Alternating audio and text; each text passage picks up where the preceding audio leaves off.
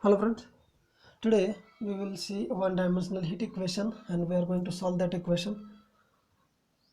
So let's solve del u by dou t is equal to c square del u del 2 u by del x square, where c square is constant of diffusivity of a material subject to the condition u of 0 t is equal to u l t equal to 0. That means suppose we have a rod, so here at the end of rod we will have to maintain the temperature as 0. So u0t equal to ult is equal to 0 denotes the temperature at the end of the rod, so both the end point of the rod, and ux0, that means if t is equal to 0 we'll have the function as f of x. So solution, we solve this problem by method of separation of variable. As we have seen one dimensional heat equation, wave equation, so usually we also use method of separation of variable here. Now given equation is del u by dou t is equal to c square into del 2 u by del x square. It has equation number 1. Let the complete solution of equation 1 is u of xt is equal to x of x into t of t. So equation number 2, del u by del 2u by del x square equal to x double dash t and del u by dou t is equal to x t dash. Therefore equation 1 becomes x t dash is equal to c square x double dash t. So after separating the variables, t dash divided by c square t is equal to x double dash divided by x is equal to constant. So this is possible only when both these are the constant, because function of x is equal to function of t. That means we should have x is equal to constant. This thing is constant. Now t dash divided by c square t is equal to k. This is equation number 3, and equation number 4 is x double dash minus kx is equal to 0. There are three cases arises for constant k. That means k is 0, k is positive, k is negative, like this. Okay, so we'll see when k is equal to 0 what will happen. T dash is equal to 0, that means t is constant. Okay, so derivative of certain thing is 0, that means certain thing that should be constant. Only possibility for t is constant. So in the next,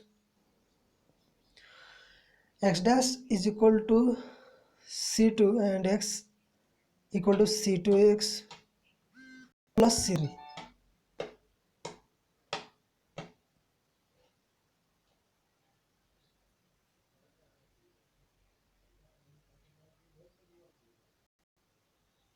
So hence complete solution of equation 1 is u of xt is equal to c1 into c2x plus c3.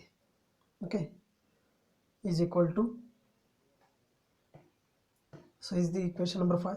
Now case number 2, when k is positive, that is k is equal to p square, where p is any non-zero number. From 3 and 4, t dash divided by t is equal to p square c square. Now integrating log t is equal to c square p square t plus c1. So after rearranging the terms, t is equal to c dash e raised to p square c square t.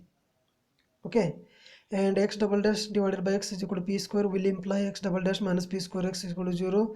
So that will be written here, d square minus p square into x is equal to 0, where d is nothing but d by dx. Okay, auxiliary equation is m square minus p square equal to 0. That means m is equal to plus minus p. Hence solution becomes c2 e raised to px plus c3 e raised to minus px.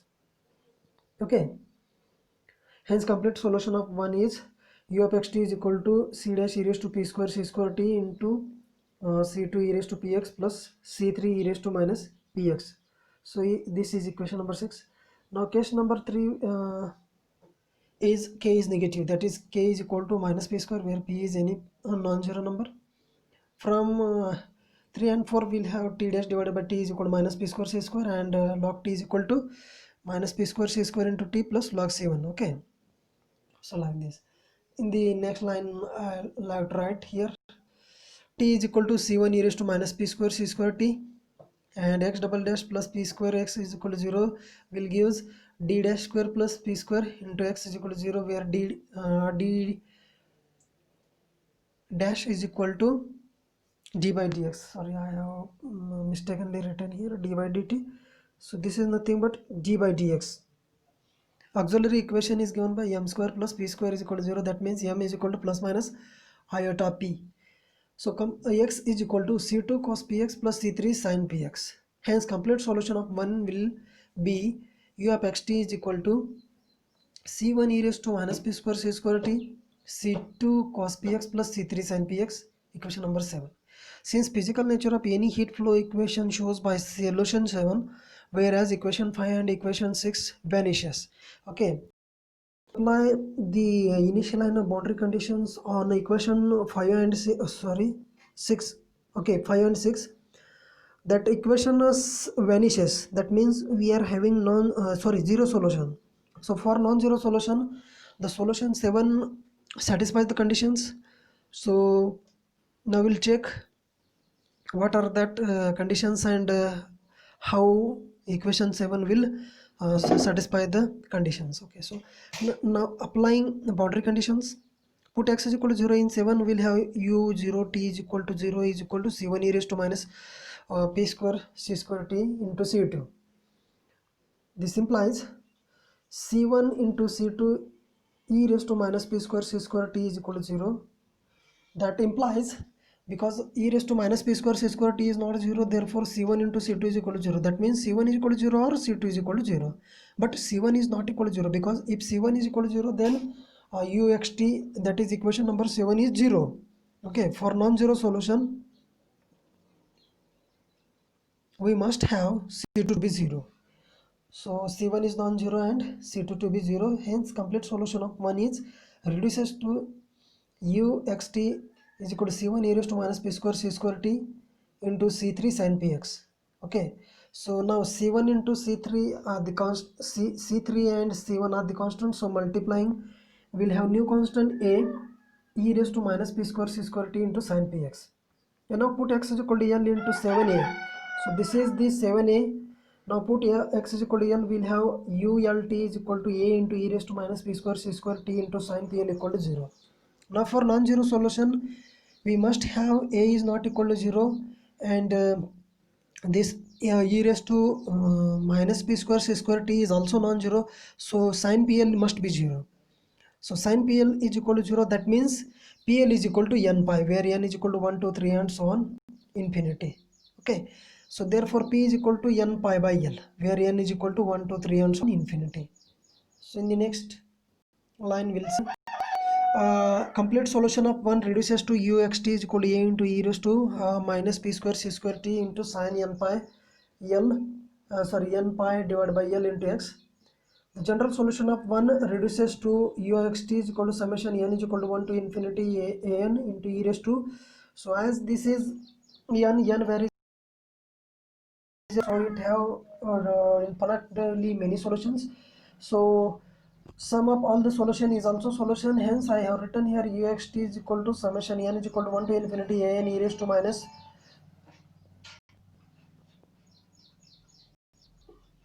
p square c square t sin n pi x by n. Here I have forgot to write the value of p.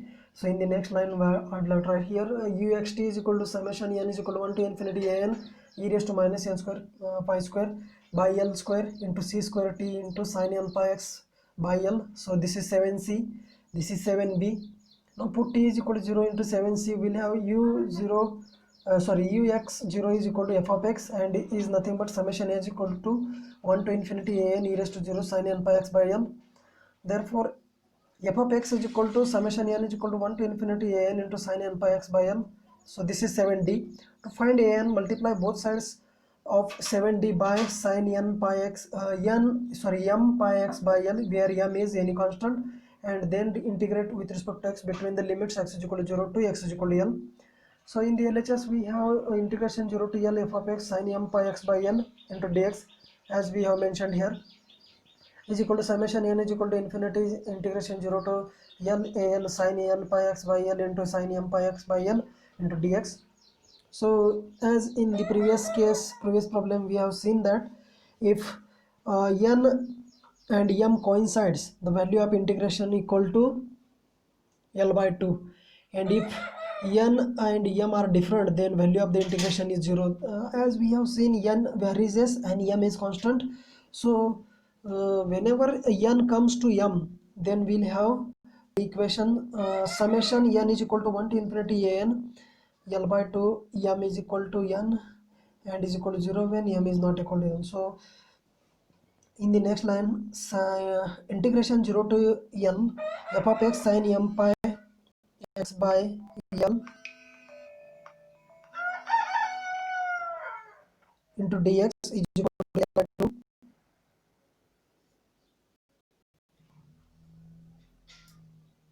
okay into am. So am is equal to 2 by l integration 0 to l f of x sin m pi x by l dx, or simply replace this m by n and write an equal to 2 by l integration 0 to l f of x sin m pi x by l dx.